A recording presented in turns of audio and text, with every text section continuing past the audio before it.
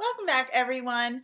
This week we're going to take a look at environmental criminology, and instead of examining why people commit crime as a product of their environment, what we're going to focus on is the environment itself. And we're going to examine some ways in which ordinary citizens help to work to prevent crime, right? And primarily what our focus is this lecture is routine activities theory and the idea of defensible space. Routine activities is a subsidiary of rational choice theory, and that's a theory that we discussed earlier in the semester in week 1. And remember from that discussion that rational choice states that offenders are really making a cost-benefit analysis, if you will, and they're taking into account the cost of committing crime, and they're weighing it against the benefits of actually having succeeded in committing that crime. And then generally, if the benefits outweigh the costs, they typically will then engage in that criminal behavior. Routine activities theory was developed by Cohen and Felsen in the very late 1970s. And according to these theorists, routine activities requires that there have to be 3 elements present that occur simultaneously, if you will, in order for a crime to occur. The first one being that a motivated offender has to be present. That motivated offender has to want to engage in some sort of criminal activity and also has the ability to be able to perform whatever crime it is that they are engaging in. The second one, we have a suitable victim or a suitable target, if you will, and what that means is that there's either an actual person that I want to victimize, or there is a piece of property that I might want to steal, something like that. So there's something that I'm after in the commission of that crime. And then finally, what we have is the absence of a capable guardian. And what that basically means is the person who is setting out to prevent the crime from happening. And as we just said, these 3 elements have to converge together simultaneously in order for the crime to occur, right? And really what we're talking about here when we're talking about routine activities theory is really the theory is built around the premise that crime really is unaffected by all the other things we've been talking about this semester. So crime is unaffected by poverty, right, or wealth. Crime still happens in both of those areas. Crime is not dependent on inequality. Crime is not dependent on race, gender, unemployment. According to routine activities theory, we are all capable of being both the victim and the offender in this scenario. And Cohen and Felsen go on to talk about that post-World War II, what we've really seen is a very strongly booming Western economy and just outward expansion of these different types of economies, allowing for brand new opportunities for crime to occur. So while these Western economies are growing, so is the crime rate. And according to Cohen and Felsen, the primary reason for the increase in that crime rate is that there's just generally more opportunities for crime to occur. As we continue to get wealthy, we buy new things, right? Post-World War II, GIs are coming back, they're getting a house, they're getting a car, there are more opportunities to steal that car, more opportunities to burglarize that house just because there are more of these things available. And in addition to that, criminals are becoming substantially wealthier as well, right? So the economy is affecting them in the same way that it's affecting regular people. So now offenders have access to cars, they have access to the ability to get away from a crime scene really fast, but this also is then increasing the potential targets for theft. So other social changes like college enrollment, increased participation of women in the workforce, continued urbanization, the further continued move into the suburbs, and all of these different increases and opportunities that we have in life are having an effect on the way that people commit crime and on the way that the crime rate has continued to increase. So like some of our other theories that we've talked about this semester, routine activities is a macro level theory of crime, and it's working to predict how changes in social, economic, and political climates all work to influence the overall crime and the subsequent victimization rate. And Cohen and Felsen They talk about how criminal activity is what they call a structurally significant phenomenon. And this means that when people commit crime, it's not a trivial event. It matters to somebody. It's not random. Um, think of it this way. Okay, here's a great example. Right, when I was growing up, when I was probably, I want to say maybe in high school, my dad was out cutting the lawn and the garage door was up. My mom and I were inside the house. He was outside the house. He had moved around the back of the house to mow the backyard. And in the amount of time that it took for him to move to the backyard, somebody ran into the open garage and stole his golf clubs, ran out, and we saw the car speeding away, and that was it. So it wasn't random. Somebody probably either saw the golf clubs in there at some point or knew that my dad was a golfer. We never found out who it was, but it wasn't a random occurrence, right? But somebody knew the pattern in which my father was mowing the grass, and as soon as he was around the backyard, the capable guardian was excused, right? The capable guardian was no longer present, which allowed the motivated offender the prime opportunity to run in the house, or garage rather, and steal the suitable target, which was the golf clubs. So routine activities talks about, it takes into account the activities that people engage in daily over the course of the day and the night. And these different activities leave some people more vulnerable than others and allow for the motivated offender to find these suitable targets very easily because they know where these individuals are going to be. They know that so-and-so works all day. They know that this person goes out at night, whatever it may be. Routine activities theory takes the behavioral patterns of the victim into account and sort of incorporates that into the idea of criminal victimization as well. So based on this premise, crime then becomes a very normal activity and is also highly dependent on the opportunities that are available for the offender to be able to offend.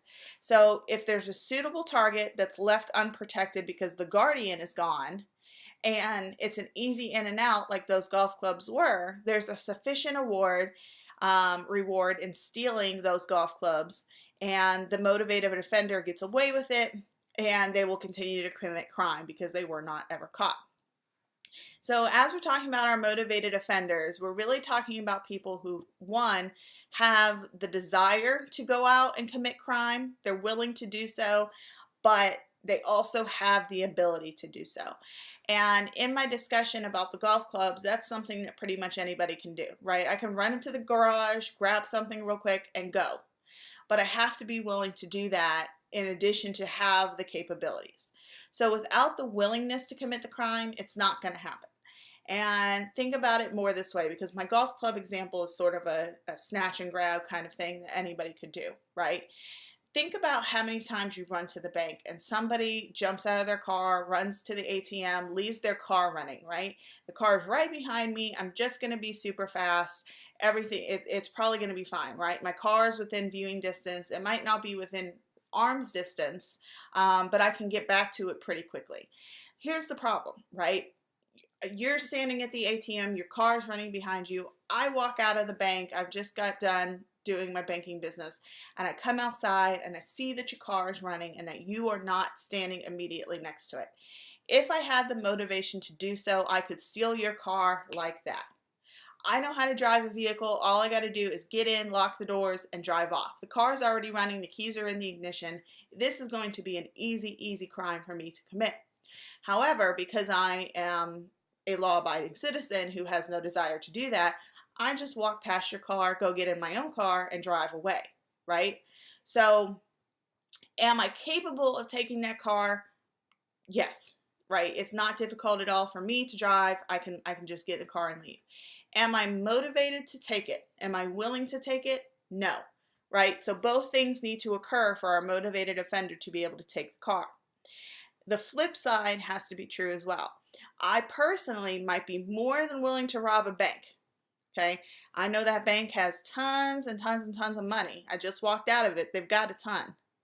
However, I don't know the first thing about robbing banks, so even though my motivation is there, my skill set is lacking, and therefore I cannot be the offender to rob this bank. Suitable targets are people or their objects that are seen by the motivated offender as being unprotected, they're vulnerable, or they're really attractive to me to be able to steal or do whatever it is that I'm going to do, right?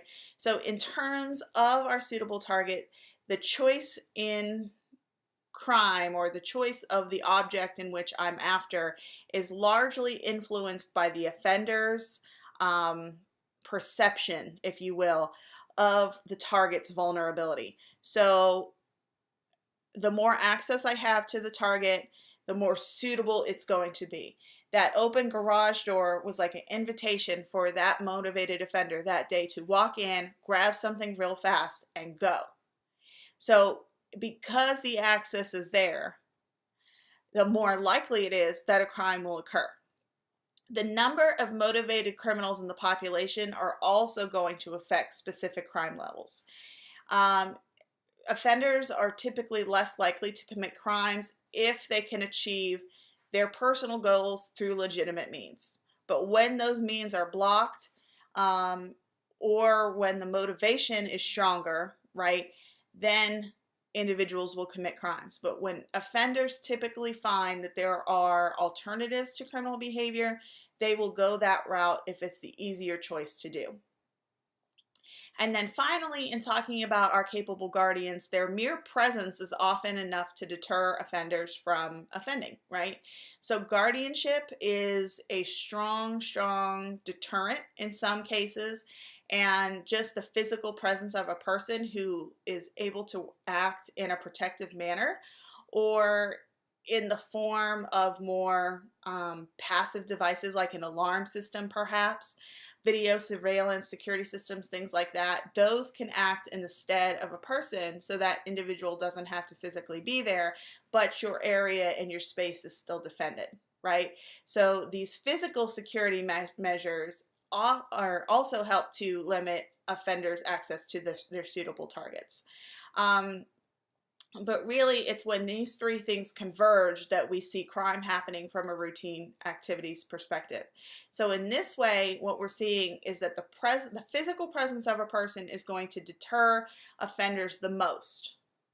They don't want to interact with anybody else. They don't want to be identified by the victim. So the physical presence of a person is often enough as of a deterrent to sort of ward off the offender. But it also has to be a guardian who is able to defend the space, right? So if it's an elderly person who has trouble walking, that's probably not the most capable of guardians.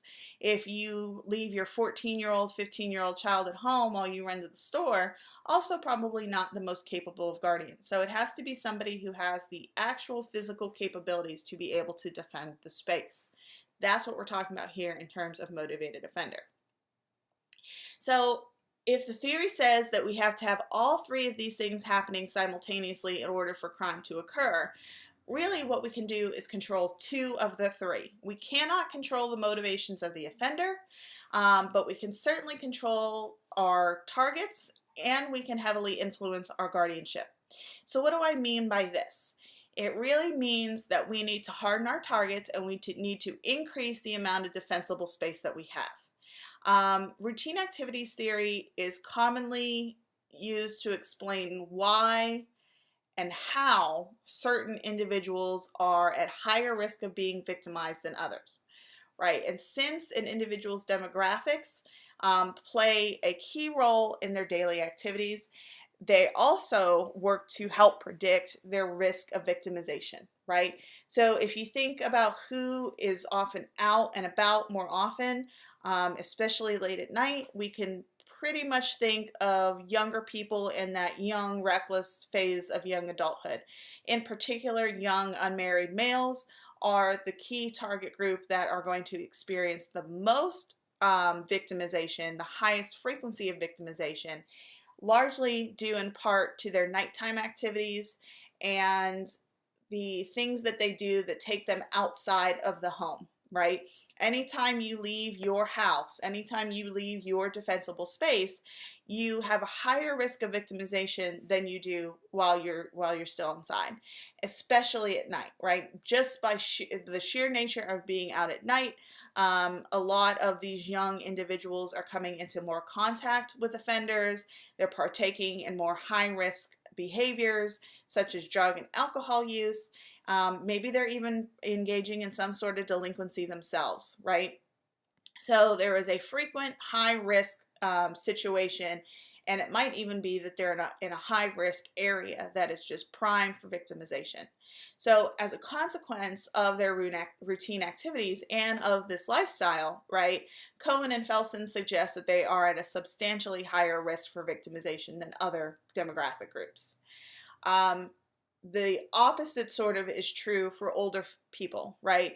Especially when you get into that elderly post 65, post 70 age group, what you see is a lot more of these individuals are staying home at night, and they have higher fear levels of being victimized, so they take more precautionary measures to be able to stay home and keep themselves safe. The opposite is sort of true as well for young females, right? Females, our entire lives are sort of taught about what precautionary measures we can take to make sure that we're not victimized, and especially that there's no sexual assault occurring, right? So I think we're a little bit more aware of the potential victimizations that are out there, and females more so than males are engaging in behaviors that are more risk aversive and tend to avoid more dangerous situations compared to young men. So as people age, what we're seeing is a substantive decrease in the risk for victimization. And this, of course, according to routine activities, is just the change in daily behavior. But this also could be target hardening, right? When we're younger, we tend to live in apartments. We tend to live in, maybe some of us, not the best apartments, but the older we get, the more capital we have, and typically what that means is a single family home for many people. Not everybody, right? They don't want to live in something like that. They might be a more condo dweller, whatever it may be. But for people who live in single family homes, what that means is that there's generally more access to the home than there would be in a high-rise style apartment, right? You have a lot more perimeter that you have to protect, and as the individual, you have to engage in more target hardening behaviors, right? So when we're talking about the house, you have to take more, I guess, more substantial steps to be able to protect your house. If you know that you live in a more high crime area or in an area that is maybe not in the best neighborhood, then what you need to do is probably take additional measures to deter offenders from targeting your suitable target, right? You need to become a more capable guardian. And what does that mean? Maybe it means that I get an alarm system, even if I've never had one. Even if I can't afford the sign, studies show that if you put that little sticker in your window or that little ADT sign in your front yard, that's more of a deterrent sometimes than even the alarm system is, because people don't want to take that risk, right? So maybe an alarm system, maybe a firearm, maybe I get a vicious dog. My vicious dog is currently sleeping in his little dog bed, so I won't show you his viciousness right now, but he's a good guard dog, right? Dogs hear better than people do, so anything that gets him, he's off and barking. Maybe I take other protective measures like building a fence, or I'm going to plant some plants in front of my window. Maybe I plant rose bushes, right? So they're all jaggedy and they have the thorns, and nobody's going to try and get in through that window because they don't want to get all tore up. Maybe it's even something as simple as putting extra padlocks on my door. But these are all safety measures that help keep me safe inside, but it also helps you keep you out, right? It keeps you from where you are not welcome. But target hardening is not a new idea by any stretch of the imagination. If you think back to like centuries and centuries ago, but think back to the days of forts and fortresses, right? If you think of a classic European style fortress, probably the first thing that comes to your mind are these really high, strong concrete brick walls. There's normally one way in and out through a drawbridge. There might be a thick metal gate that comes down as well. There might even be a moat that goes all the way around the perimeter of the fortress with one bridge in and out of the fortress.